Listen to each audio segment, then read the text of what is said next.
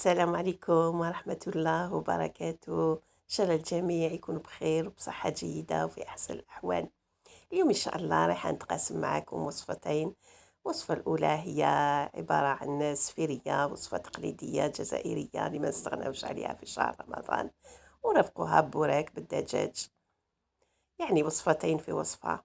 هنايا بسم الله جبت قدرة، درت فيها 2 مغارف تاع الزيت، مغرفة تاع السمن، وحط أطراف تاع الدجاج كمية اللي حبيتي.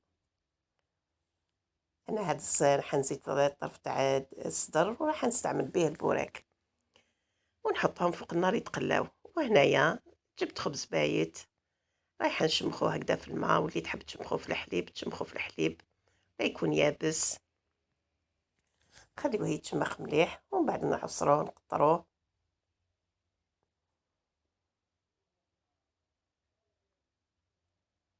هكذا في يديا، نعصرو مليح، نحيلو هذاك ليكسي تاع الماء.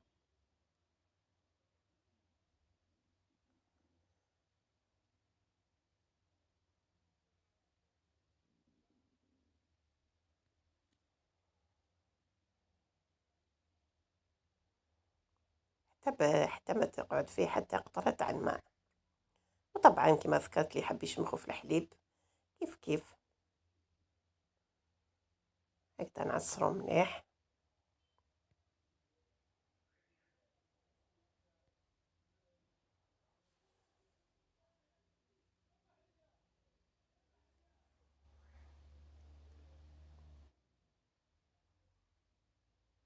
هكذا نكملو.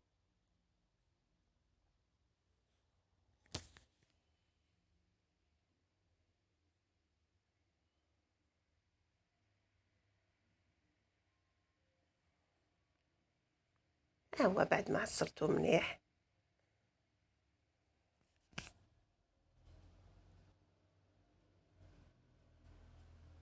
هكذا جبت الصحن حطيتو فيه. انا درت كمية صغيرة،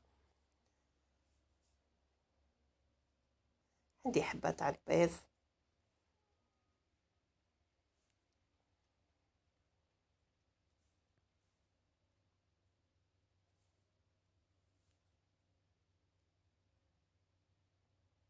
ما درتش كمية كبيرة، مانيش حنضيف كامل هذيك الحبة، بشوية.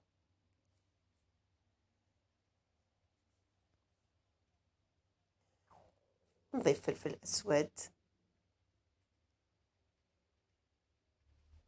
يعني غير الفلفل الاسود وقرفة والملح. الملح انا مانيش حنضيف، يعني الخبز مالح وراح نضيف الجبن، واللي يحب يضيف يضيف. هكذا نبدا نخلط.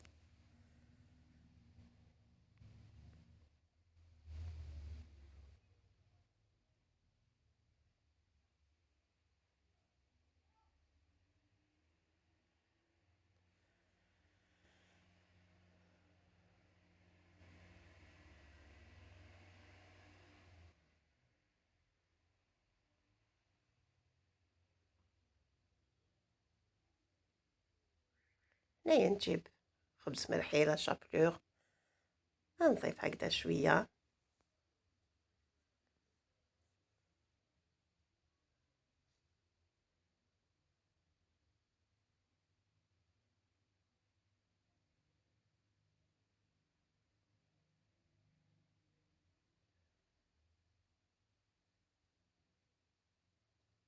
نزيد نضيف شوية يتماسكوا لي، يتماسك هذاك الخبز.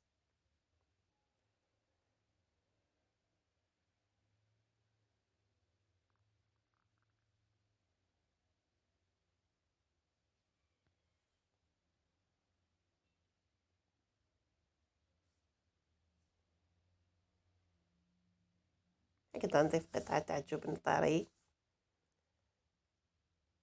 ونزيد جبن مبشور شوية،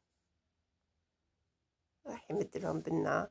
وهكذا زمان ما كانوش يقيسوا الخبز اليابس، كانوا يوجدوا به وصفات وتجي بنينة.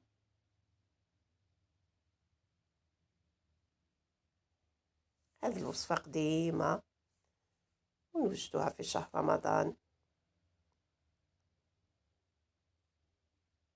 كانوا زمان يوجدوها بالجبن المنزلي.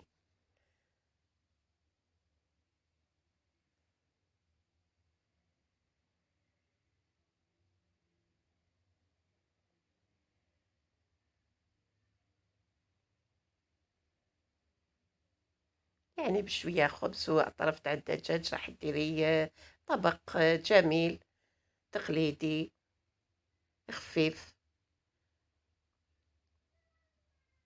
طبعا ما ننساش كنت ضفت له مغرفة تاع المزهر، وهنايا شوية نمسح يدي هكذا في المزهر ونشكل كويرات. ديري الحجم اللي حبيتي، أنا نحبهم هكذا شوية صغار،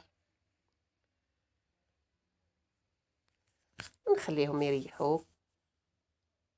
غطيهم وديريهم في الثلاجة ولا وخليهم ولا قليهم وحطيهم هكذا. ونعاود نجوز للدجاج بعدما هكذا تقلى شوية، نضيف له حبة تاع بصل كبيرة قطعة،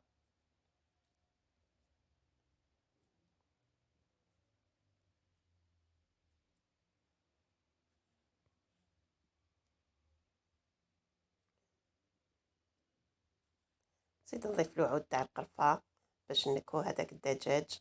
يعني هذا الطبق بصوص مرقة بيضاء، غير قرفة فلفل أسود والملح، هذا واش نحتاجو. وصفة أصلية ما نضيفولهاش أي توابل. هكذا نمرق ما تحمر مليح هذاك الدجاج دا لون شباب.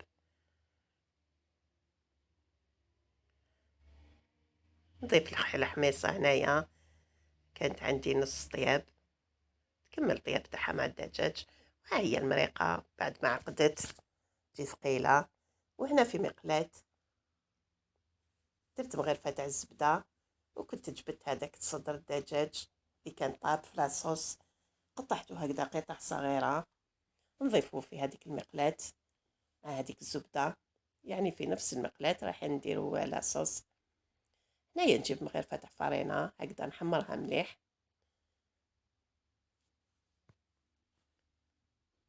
هكذا ونضيف لها الحليب، هكذا نحلها ونخلطها مع هذاك الدجاج.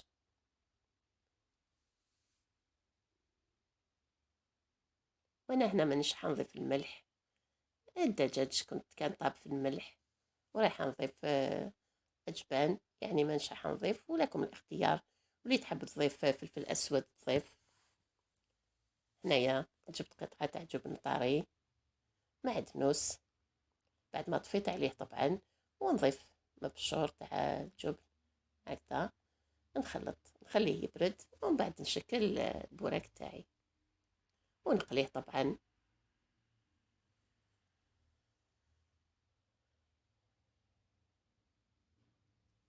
جربوا هاد البوراك راح يجي بزاف بنين وخفيف. نبدلو شوية هكذا، نقلي هادوك كويرات تاع الخبز